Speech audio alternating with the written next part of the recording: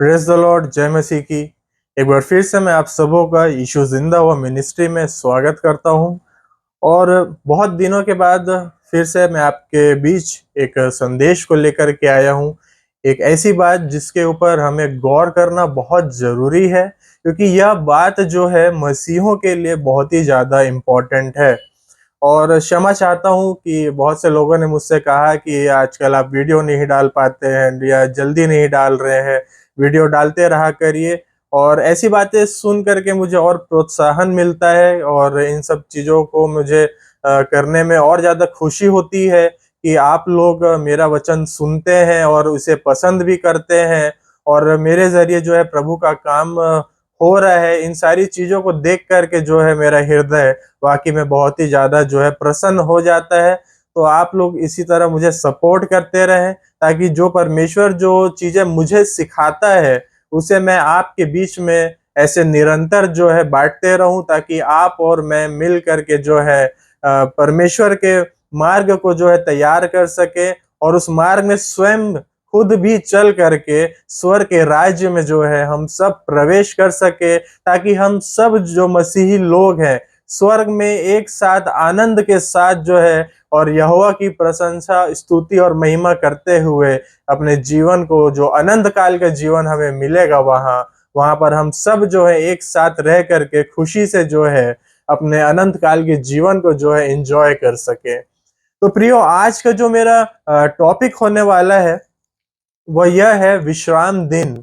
यानी आज सैटरडे है, कल संडे है। अगर आज के युग में, अगर आज के जनरेशन में अगर हम विश्राम दिन को कहें तो संडे है ना, संडे का संडे है ना। आज हम विश्राम दिन को या सब्त के दिन को संडे के रूप में जानते हैं, है ना। आज के जनरेशन में हम संडे इस चीज को कहने लगे हैं, लेकिन पुराने नियम में इस दिन को जो है विश्राम का दिन कहा जाता था। यानी संडे को जो है विश्राम का दिन कहा जाता था। और यह जो दिन है प्रियो, ये बहुत ही ज्यादा जो है महत्वपूर्ण है। अगर इस दिन में आज भी अगर हम कुछ गलतियां कर रहे हैं या किसी भी तरीके से इस दिन को अगर हम अपवित्र कर रहे हैं, तो उसके कारण जो है हमारे जीवन में बहुत सी जो है कठिनाइयों का हमें सामना करना पड़ सकता है।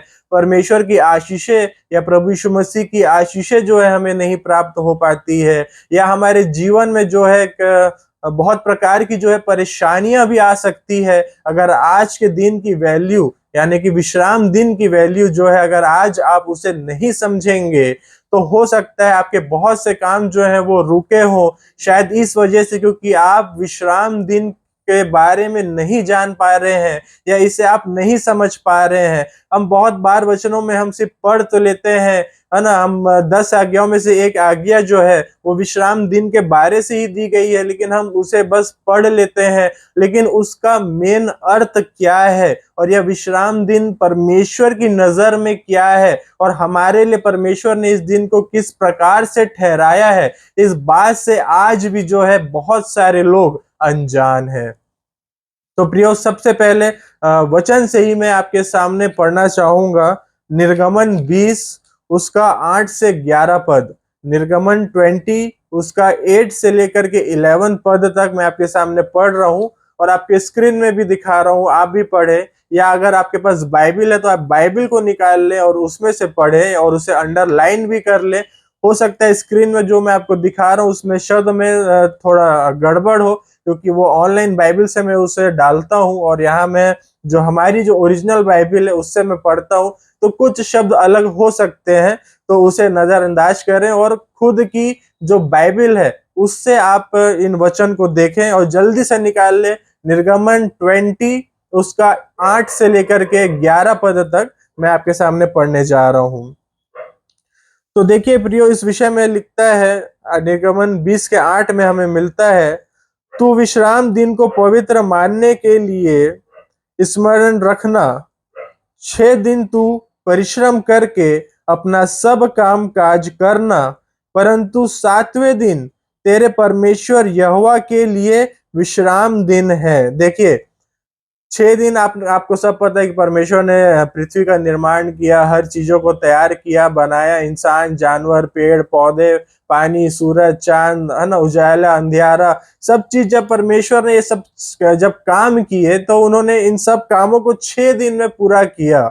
और 7वें दिन उन्होंने क्या किया प्रियो? विश्राम किया, है ना। 7वें दिन उन्होंने विश्राम किया, यहाँ पर वचन में बता रहा है। अब देखिए आगे क्या लिखा है, उसमें ना तो तू किसी भांति का काम काज करना, और ना तेरा बेटा, ना तेरी बेटी, ना तेरा दास, ना तेरी दासी, ना तेरे पशु, ना कोई परदेशी जो तेरे फाटक के अंदर हो, क्योंकि 6 दिन परमेश्वर ने आकाश, पृथ्वी, समुद्र और जो कुछ उनमें है सबको बनाया, और 7वें दिन विश्राम किया। इस कारण यहोवा ने विश्राम दिन को आशीष दी और उसको पवित्र ठहराया। देखिए यहाँ पर क्या लिखा है कि 6 दिन परमेश्वर ने क्या किया? आकाश, पृथ्वी, समुद्र और जो कुछ उसमें है सबको बनाया, और 7वें दिन विश्राम किया। और विश्राम दिन को परमेश्वर ने आशीष दी और उसको पवित्र ठहराया। यानी जो संडे का दिन होता है वो क्या है प्रियो? उस दिन को परमेश्वर ने आशीष दी है, और वह दिन जो है पवित्र दिन है, यानी उस दिन को परमेश्वर ने पवित्र ठहराया है। हमें वचन इस बारे में बता रहा है कि वह दिन जो है हमारे लिए कितना ब्लेस्ड है और कितना होली है ना। वो हमारे लिए एक होली डे है, नॉट हॉलीडे, है ना। होली डे यानी पवित्र दिन, है ना। तो परमेश्वर ने उस दिन को आशीष दी और उसे क्या किया है? पवित्र ठहराया है। तो हमें इसकी वैल्यू समझना बहुत जरूरी है कि उस पवित्र दिन में हम किसी भी प्रकार का कोई ऐसा काम तो नहीं कर रहे हैं प्रियो जिससे वह दिन जो है परमेश्वर के नजर में हम उसे उसके लिए अपवित्र ठहरा रहे हैं। कहीं हम कुछ ऐसी गलत काम तो नहीं कर रहे हैं जिसके कारण परमेश्वर जब हमारा न्याय करेगा या जब प्रभु यीशु मसीह हमारा न्याय करेगा तो हमारे ऐसे काम, ऐसे पाप ना गिनाए जाएं जिसे हमने जो है विश्राम दिन या संडे के दिन किया है, जो परमेश्वर ने जिस दिन को आशीष दिया और जिसे परमेश्वर ने पवित्र ठहराया है। अब देखिए निर्गमन 35 का पहला और दूसरा पद मैं आपके सामने पढ़ रहा हूं, है ना। ये भी जो है विश्राम दिन के लिए ही यहाँ पर भी एक पद दिया गया है। मूसा ने इजरायलियों की सारी मंडली को इकट्ठा करके उनसे कहा, जिन कामों को यहोवा परमेश्वर ने करने को दी है वे ये हैं, 6 दिन तो तुम काम काज किया करना, परंतु 7वें दिन तुम्हारे लिए पवित्र और यहोवा के लिए परम विश्राम का दिन ठहरे। उसमें जो कोई काम काज करे वह मार डाला जाए, वरन विश्राम के दिन अपने घर में आग तक ना जलाना। तो बहुत से लोग जब पुराना नियम को पढ़े होंगे तो उन्हें पता ही होगा, जब परमेश्वर इजरायलियों को मन्ना और बटेर बरसा करके खिलाता था तो उन्हें जो मन्ना बटेर है वो 6 दिन तक मिला करता था। 7वें दिन उनके लिए जो है मन्ना नहीं बरसता था या उन्हें भोजन वस्तु नहीं मिलती थी, इसलिए उनको जो 6वां दिन होता था वे उसी दिन जो है 2 गुना जो है बटोर लिया करते थे अपने खाने पीने के लिए। यानी अगले दिन जो था वो विश्राम दिन रहता था, और उस दिन जो है परमेश्वर की आज्ञा थी कि कोई कुछ काम काज ना करे, यहाँ तक कि आग भी ना जलाए, है ना। एक जगह अपने स्थान में बैठे और वह दिन जो है वो पूरा दिन जो है आप परमेश्वर को दे, है ना। वह दिन क्योंकि परमेश्वर का दिन है, पवित्र दिन है, इसलिए उसमें किसी भी प्रकार का जो है काम काज ना किया जाए, है ना। 6 दिन परमेश्वर ने हमें दिए हैं, संसारिकता में जॉब करो, काम करो, बिजनेस करो या जो भी आप करते हैं करो, लेकिन जो 7वां दिन है वो परमेश्वर का दिन है। और जो उस दिन की महत्व को समझ जाता है, उसे महत्व देना चालू कर देता है, परमेश्वर उसे जो है अनोखे तरीके से जो है ब्लेस्ड करता है और अपनी आशीषों को उसके ऊपर उंडेलता है और उनके जीवनों पर अपने आशीषों का सोता जो है उसे वो खोलता है। अब लय व्यवस्था 19 के 30 में भी लिखा है, मेरे विश्राम दिन को माना करना और मेरे पवित्र स्थान का भय निरंतर मानना, मैं यहोवा हूं।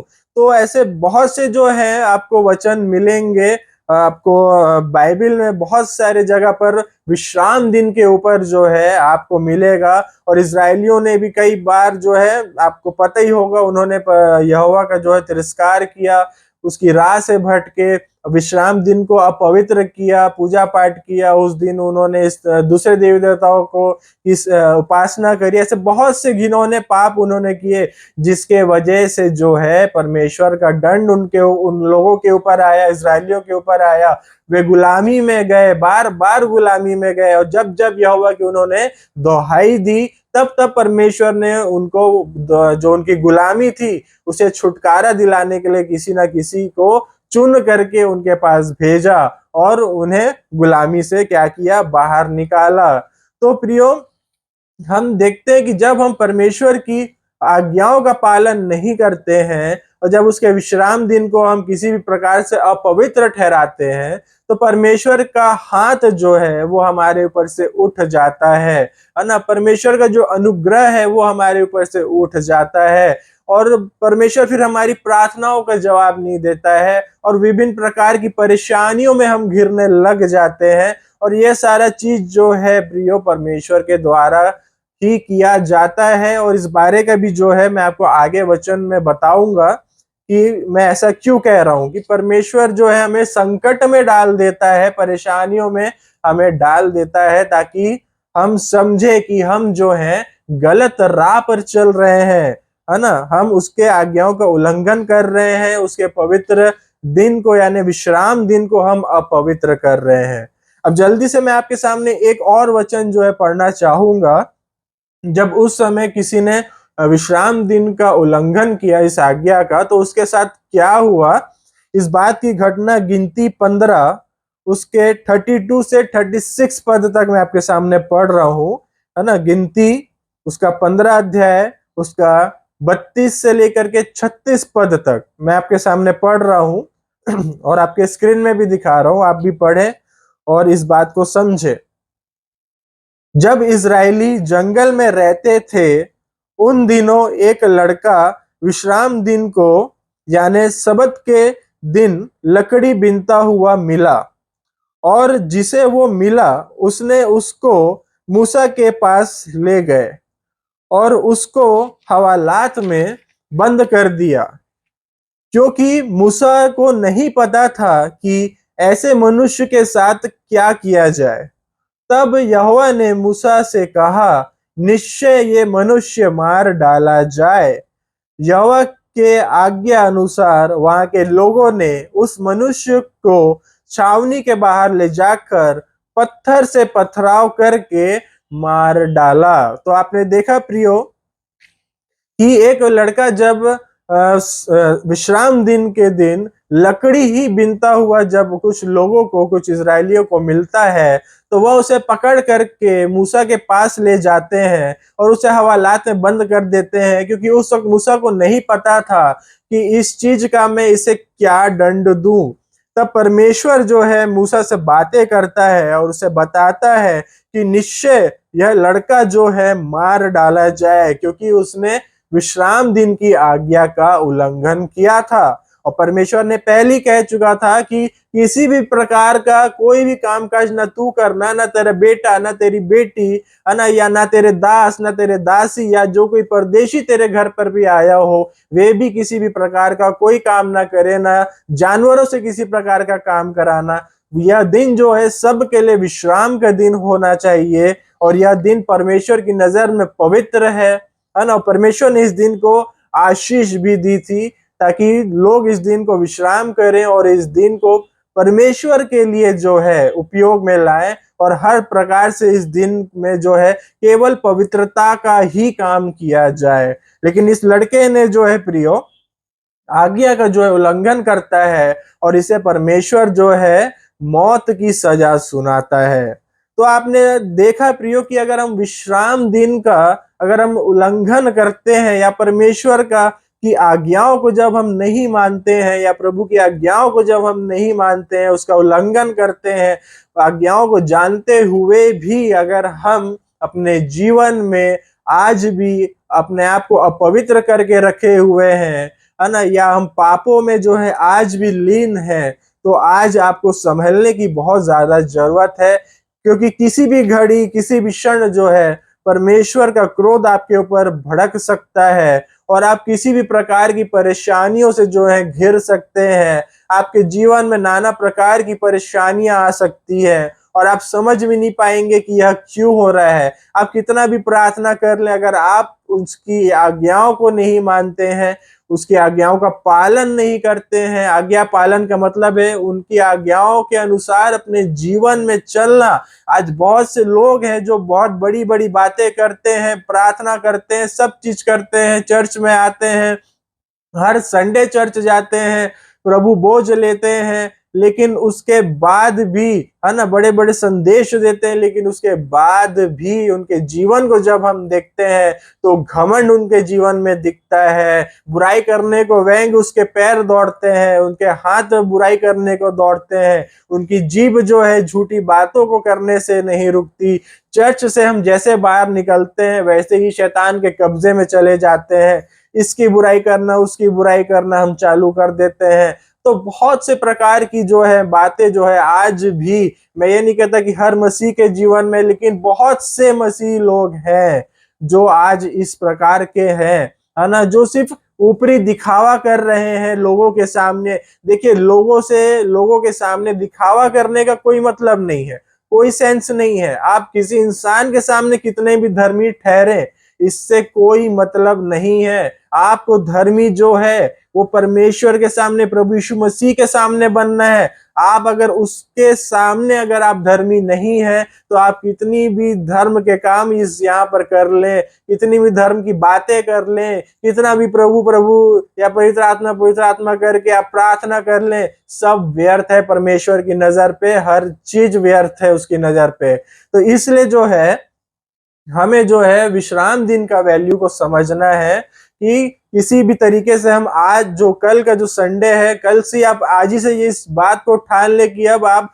हर संडे जो है आप अपने आप को पवित्र रखेंगे और किसी भी प्रकार से आप अपवित्र नहीं होंगे और ना ही किसी प्रकार का आप उस दिन में कोई पाप करेंगे। आप इन चीजों को करना चालू करें और आप अपने जीवन में जो है प्रभु और परमेश्वर के आशीषों को जो है महसूस करने लगेंगे और निष्कपट मन के साथ आप इस काम को करिए और प्रभु जो है आपको आशीष देगा।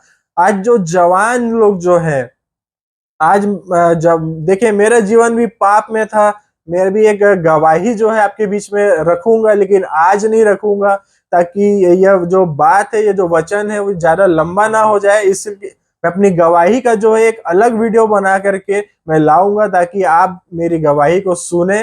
देखिए, मैं भी पाप में था, मैं भी आज के दिन की वैल्यू को पहले नहीं समझा करता था क्योंकि मैं वचनों से अनजान था। लेकिन जब मैं जैसे जैसे मैं वचनों को पढ़ना चालू करता गया, वचन में आगे बढ़ता चला गया, मुझे ये सब बात समझ में आने लगी कि हमें अपना जीवन कैसे जीना है। हम बोलते तो हैं कि प्रभु यीशु मसीह के जैसे बनो, प्रभु यीशु मसीह के जैसे जियो, लेकिन आज जो है 100 में से कोई एक ही जन होगा जो उस तरीके का जीवन जी रहा होगा, क्योंकि आज के समय पे प्रभु यीशु मसीह के जैसा जीवन जीना बहुत ही ज्यादा कठिन है और बहुत ही ज्यादा मुश्किल है। क्योंकि आज की डेट में इंसान जो है दूसरे की बात सुनना पसंद नहीं करता है। कोई किसी को थोड़ा सा ज्ञान दे दे तो वो लोग बोलने लग जाते हैं, अरे हमको भारी ज्ञान दे रहा है, खुद का जीवन तो देखे, है ना। बहुत जल्दी क्रोध में आ जाते हैं, छोटी छोटी बातों में गुस्सा करने लग जाते हैं। लेकिन क्या हमारा प्रभु यीशु मसीह ऐसा था? नहीं, हमारा प्रभु यीशु मसीह बहुत ही नम्र और दीन था, है ना।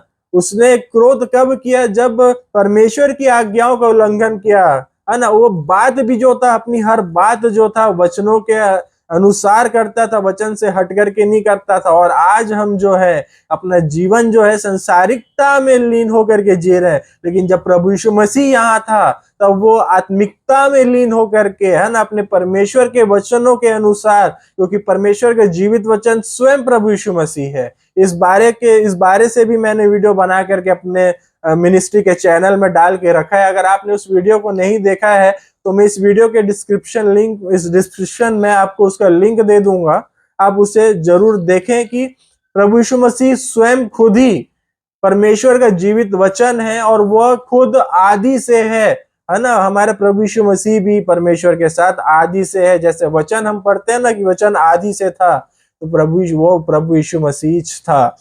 अब देखिए प्रियो, आगे की जो है जवानों के लिए मैं बात को कहना चाहता हूँ। मेन जो है, आज के जवान जो है बहुत ज्यादा भटके हुए हैं, क्योंकि मैं भी जवान हूँ और अपने जवानी के समय पे मैंने भी वो सारे चीज किए हैं जो आज हर जवान कर रहा है। देखिए, मैं जब पापी था तब मैं संडे को चर्च नहीं जाया करता था, क्योंकि मुझे एक बात अच्छे से पता थी कि गरम हो तो गरम रहो, ठंडे हो तो ठंडे रहो। कुनकुना जो है उससे परमेश्वर या जो प्रभु है वो बहुत ज्यादा बैर रखता है, या ऐसे इंसानों से प्रभु बहुत ज्यादा घृणा करता है ना। तो क्योंकि मैं जब पहले पाप में था तो मैं पाप में ही फंसा हुआ था, है ना। मैं ये दिखावे का काम नहीं करना चाहता था कि मैं प्रभु के सामने दिखावा करूं कि देख प्रभु मैं ये भी कर रहा हूं, और इसके बाद फिर जा करके मैं पाप भी कर रहा हूं। यानी मैं दो नाव पे पैर रख करके सवार नहीं होता था। इसलिए मैं अनुचित रीति से जो है प्रभु बोझ भी नहीं लेता था, क्योंकि मुझे पता था कि मेरा जीवन पाप में है और मैं बहुत सारे गलत काम कर रहा हूँ। और संडे को भी मैं जो है दोस्तों के साथ घूमना फिरना, पीना खाना, इन सब चीजों में मेरा जीवन जो था लिप्त था, इन सारी चीजों पे। लेकिन जैसे जैसे प्रभु ने मुझे अपने पास बुलाया, मेरे मन को बदला, और जैसे जैसे वचन को मैं पढ़ना चालू किया, और बहुत सी बातें मेरे जीवन में हुई है जो अपने गवाही में बताऊंगा, जिसके कारण मेरा जीवन जो है प्रियो पूरी तरीके से 100% तरीके से जो है आज मेरा जीवन प्रभु को समर्पित है ना। आज मैं सारी बुरी आदतों से जो है मैं मुक्त हो चुका हूँ, और प्रभु के बताए हुए मार्ग में और उसके रास्ते पर मैं अब निरंतर जो है मैं चल रहा हूँ। तो इसलिए मुझे पता है आज बहुत से जवान हैं जो संडे को आते हैं चर्च। बहुत अच्छी बात है, संडे को चर्च जाना चाहिए, है ना। प्रभु के लोगों के साथ मिल करके प्रभु की महिमा करना चाहिए, वहाँ वचन सुनना चाहिए, है ना, आत्मिक ज्ञान प्राप्त करना चाहिए। सब बहुत अच्छी बात है, करना चाहिए, हर मसीह को करना चाहिए, हर मसीही लोगों को करना चाहिए। लेकिन चर्च से निकलने के बाद ही हम क्या करते हैं, इस बात पर अब हमें गौर करना चाहिए। क्या हम विश्राम दिन क्या वहीं तक है कि जब हम सुबह चर्च को जा रहे हैं, या 2 घंटे के लिए शाम को चर्च को जा रहे हैं, या जिस भी वक्त में आपका चर्च लगता है, कि आप 2-3 घंटे के लिए जब आप चर्च जा रहे हो, चर्च जाके जब आप बाहर निकल रहे हैं, क्या बस चर्च जाके निकलते तक ही आज के लोगों के अंदर या विश्राम दिन की वैल्यू जो है वो दिखती है? लेकिन वो बाहर निकलते साथ जैसे वो अपने घर में जाते हैं, या जैसे वे वापिस अपने अन्य कामों पर जब लग जाते हैं, तब वहां पर वे भूल जाते हैं कि आज का जो दिन है वो विश्राम का दिन है, और आज के दिन हमें कैसे रहना है ना।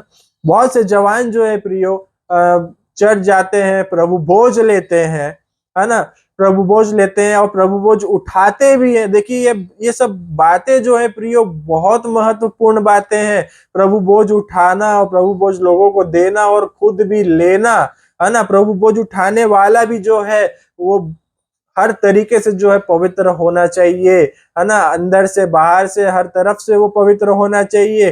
प्रभु बोझ ग्रहण करने वाला भी जो है वो पवित्र तरीके से जो है उसे ग्रहण करे। लिखा है वचन में, जो कोई अनुचित रीति से इसे ग्रहण करता है वो परमेश्वर के प्रभु के दंड के योग्य ठहरता है, और जो उसे पवित्र तरीके से लेता है, पवित्रता के साथ लेता है, उचित रीति से लेता है, वह क्या होता है, प्रभु की आशीषों को पाता है प्रभु बोझ लेने के द्वारा।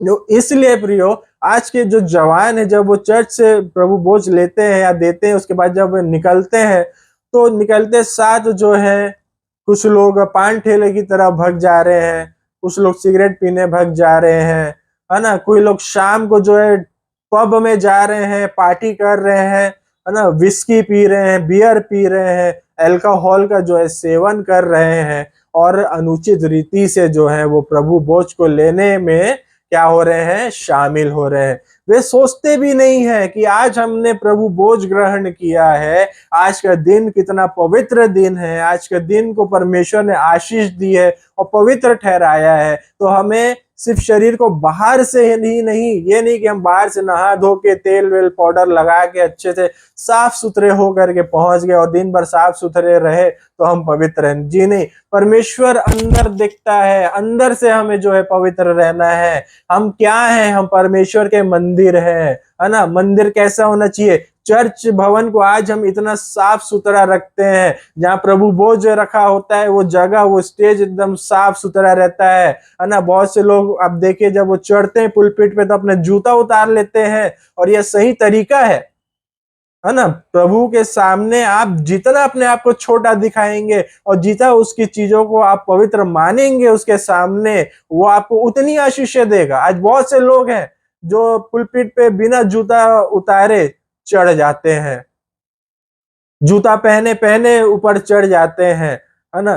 देखिए ये आपकी सोच होगी, लेकिन मेरी आपकी ऐसी सोच होगी कि इससे कोई फर्क नहीं पड़ता, लेकिन मेरी सोच ये है कि जहां प्रभु भोज रखा है और जहां से प्रभु की प्रार्थना की जा रही, जहां से प्रभु का जिस स्टेज से चढ़ करके काम किया जा रहा है, पवित्र आत्मा जो है उस जगह पर रहती है, और वहां से वो कलीसिया को देखती है कि यहाँ पर बैठा कौन है जो सही तरीके से आज के आराधना को कर रहा है, स्तुति को कर रहा है, प्रार्थना को कर रहा है, प्रभु बोझ को उचित रीति से ले रहा है।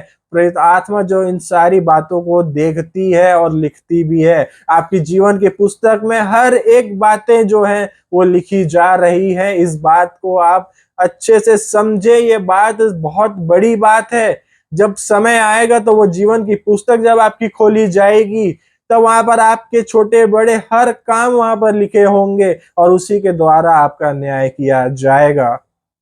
तब आप जो है स्वर्ग में जाने के अगर योग्य ठहरे तो आप स्वर्ग जाएंगे। अगर आप नर्क के योग्य ठहरे, उसमें ज्यादा से ज्यादा काम यही रहा कि आपने हर बातों का उल्लंघन किया, पाप में अपने जीवन को व्यतीत किया, तो आप नर्क जाएंगे। इस बात को आज समझने की जरूरत है। देखिए जीते जी आप उसकी आज्ञाओं का पालन कर सकते हैं, अपनी पापों की क्षमा जो है आप जीते जी ही उससे आप मुक्त हो सकते हैं और उद्धार को पा सकते हैं, और परमेश्वर की महिमा भी जो है आप जीते जी कर सकते हैं। मरने के बाद आपको पाप क्षमा आपका नहीं किया जाएगा, और ना ही किसी प्रकार से जो है आप अपने पापों के लिए परमेश्वर से या प्रभु यीशु मसीह से क्षमा प्राप्त करने के योग्य नहीं ठहरेंगे, क्योंकि मरने के बाद सिर्फ और सिर्फ न्याय होना है जब हमारा प्रभु यीशु मसीह आएगा, है ना। तो हमें इस बात को जो है आज समझने की बहुत आवश्यकता है ना, कि जब तक हम जी रहे हैं, देखिए मैं नहीं जानता कि आज मैं आपके सामने बात कर रहा हूं, कल मैं रहूं या ना रहूं, लेकिन आज अगर मैंने अपना जीवन प्रभु को दे दिया है ना, समर्पित कर दिया है, और मैंने कह दिया कि प्रभु अब मैं अपनी आखिरी सांस तक तेरे ऊपर विश्वास रखूंगा कि तूने मेरे लिए अपना लहू बहाया है, तेरे कोड़े खाने के द्वारा मैं चंगा हुआ हूं, मेरा उद्धार हुआ है, तेरे बलिदान देने के द्वारा मेरे पाप क्षमा किए गए हैं, और अब मैं तेरे बताए हुए मार्ग पर चलूंगा। और आप अपना हर दिन प्रभु के अनुसार अगर आप जीना चालू कर देते हैं, तो अगर आपकी मृत्यु 2 दिन बाद भी हो, या 1 घंटे बाद भी हो, या 1 दिन बाद भी हो, या 1 साल बाद भी हो, कभी भी हो, आप प्रभु के पास जाएंगे और आपकी आत्मा बच जाएगी। देखिए मृत्यु केवल एक बार होगी, ये हम मसीही लोग अच्छे से जानते हैं, इसलिए हमें यह वचन दे दिया गया है कि हम इस बात को समझे, है ना, कि मृत्यु जो है सिर्फ एक बार होती है, और उसके बाद फिर हमारा दूसरा जो जन्म है वो अनंत काल का जन्म है ना। जैसे आज हम महसूस करते हैं वैसे हम मरने के बाद भी करते हैं। इस चीज के ऊपर भी मैं एक वीडियो बहुत जल्दी लाने वाला हूँ, है ना। इन सब बातों को हम उस वीडियो पे करेंगे।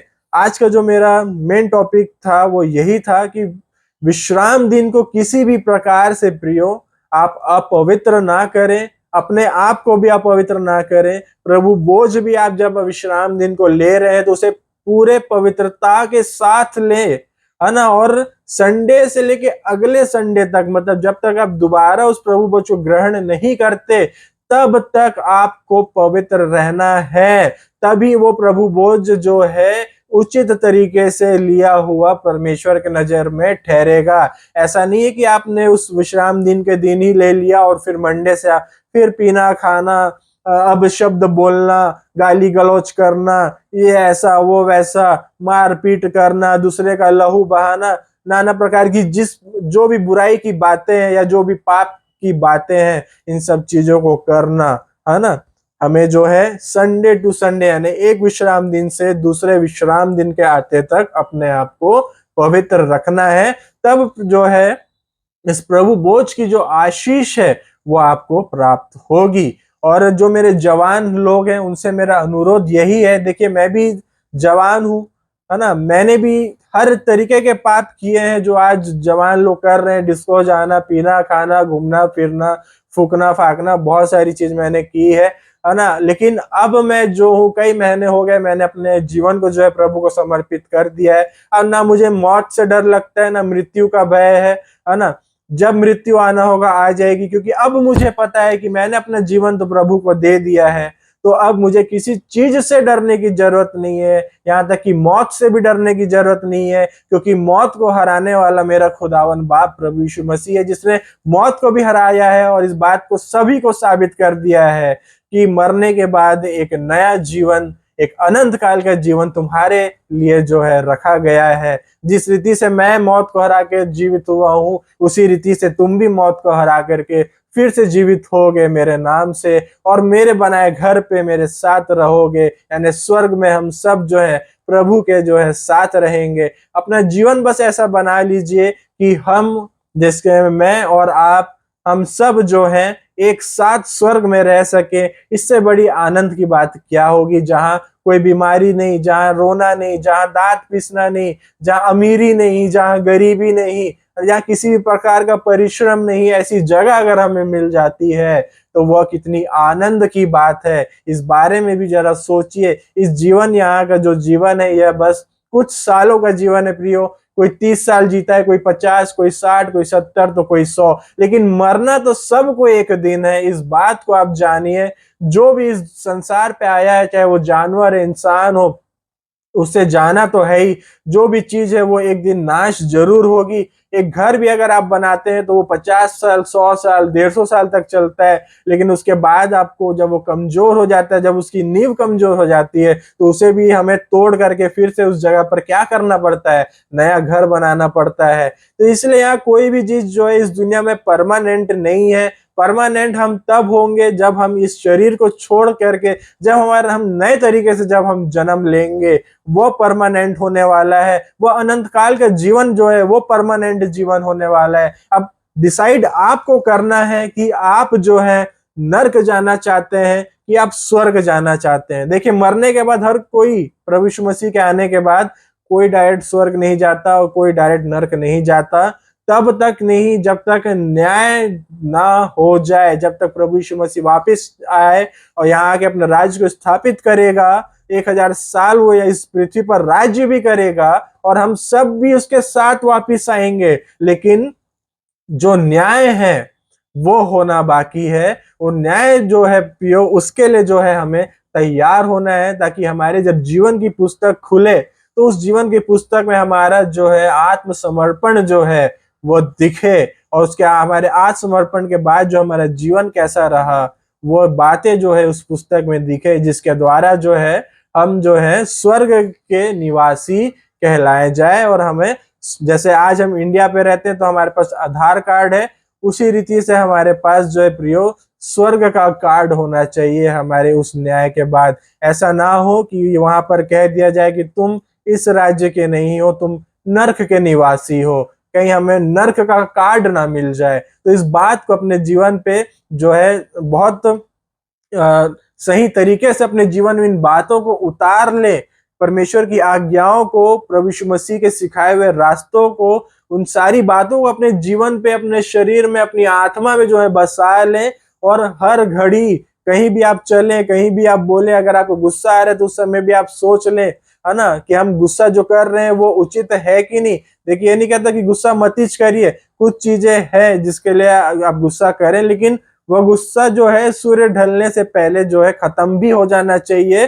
तब वो गुस्सा जो है परमेश्वर के नजर पे ठीक है ना। लेकिन आप वो गुस्सा को धर के सालों साल या कई दिनों दिन तक बैठे हुए हैं तो वह पाप का कारण है। वहां आप शैतान को जो है अवसर दे रहे हैं कि वो आए और आपको और ज्यादा जो है बरगलाए। तो आप समझ रहे होंगे कि विश्राम दिन यानी संडे, जो कि हमारा हॉलीडे और होलीडे दोनों है ना। संडे को जॉब से सबको छुट्टी रहती है ना, हम सब रेस्ट करते हैं, आराम करते हैं।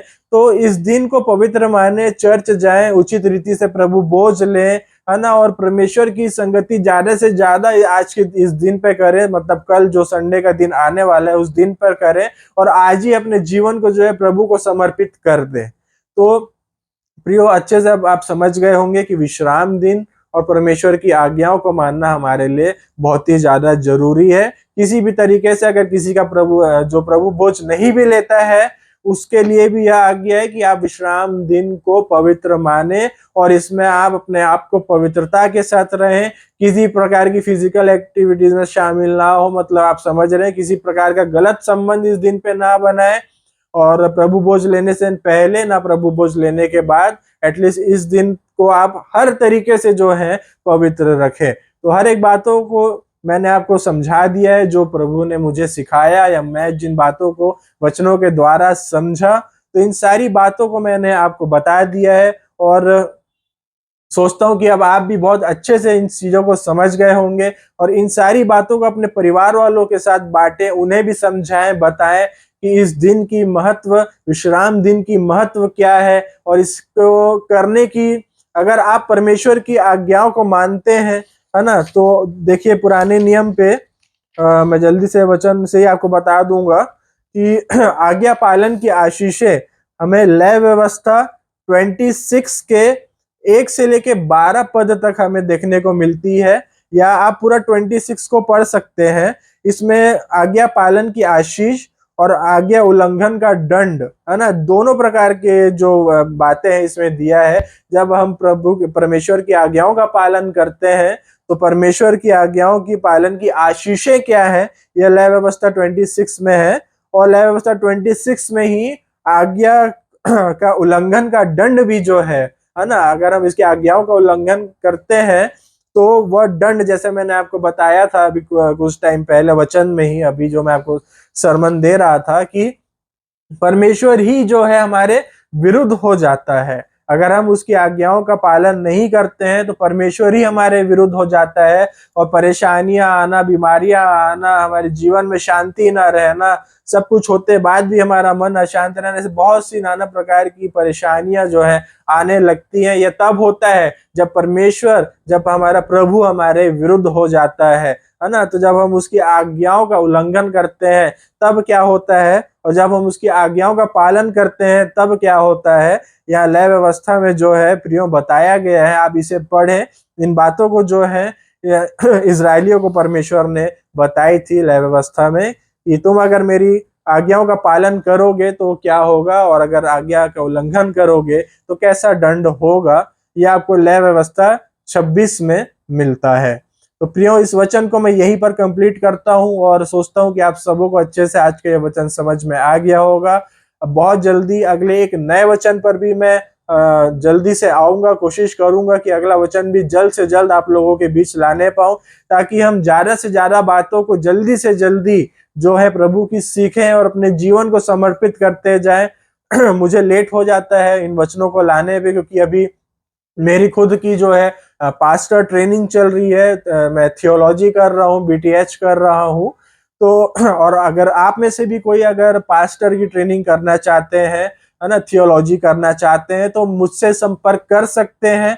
मैं आपको गाइड कर सकता हूँ और आपको बता सकता हूँ कि आप कैसे इसे कर सकते हैं। तो आप मुझसे भी कांटेक्ट कर सकते हैं और मेरे साथ मिलकर के जो है पास्टर ट्रेनिंग को अपनी पूरी कर सकते हैं। तो मैं पास्टर ट्रेनिंग भी कर रहा हूँ, साथ में अपने पर्सनल जो मेरा अध्ययन है वचन का, बाइबल का अध्ययन, वह भी मैं कर रहा हूँ। तो बहुत सी चीजें हैं जो मैं सीखते भी जा रहा हूँ, और इस दौरान जो परमेश्वर जो या जो प्रभु जो मेरे मन में जो बातों को डालता है कि तू इन चीजों के ऊपर बोल, इन चीजों के ऊपर अपने बीच को बो, अपने सरमन या संदेश को जो है अपने लोगों के बीच में बांट। मैं ऐसे चीजों के ऊपर जो है संदेश बनाता हूँ, और अपने सरमन को जो मैं इस प्रकार से तैयार करता हूँ। जब मुझे कुछ आगाही आती है किसी बात के ऊपर, तब मैं इन चीजों के ऊपर जो है प्रभु के वचन को बनाता हूँ, और आपके बीच में जो है इस प्रकार से मैं लेकर के आता हूँ। तो आई होप आप अच्छे से समझ गए होंगे कि हमें जो है कैसे अपने जीवन को जीना है, और संडे के दिन को हमें किसी भी प्रकार से जो है, खासकर जवान लोग, किसी भी प्रकार से जो है संडे के दिन को अपवित्र मत करिए किसी भी प्रकार से। तब आप जो है परमेश्वर और प्रभु के नजर पे, है ना, एक आशीषित इंसान जो है आप बनेंगे, और आपको जो है प्रभु जो है ब्लेस्ड करेंगे और आपको आशीष देंगे, और आपके लिए अपने आशीषों का सोता जो है वो खोलेंगे। तो चलिए प्रियो, मिलते हैं एक अगले नए वीडियो पे ऐसी एक नई और गहरी राज की बातों के साथ। तब तक के लिए आप सबों को प्रेज द लॉर्ड और जय मसीह की।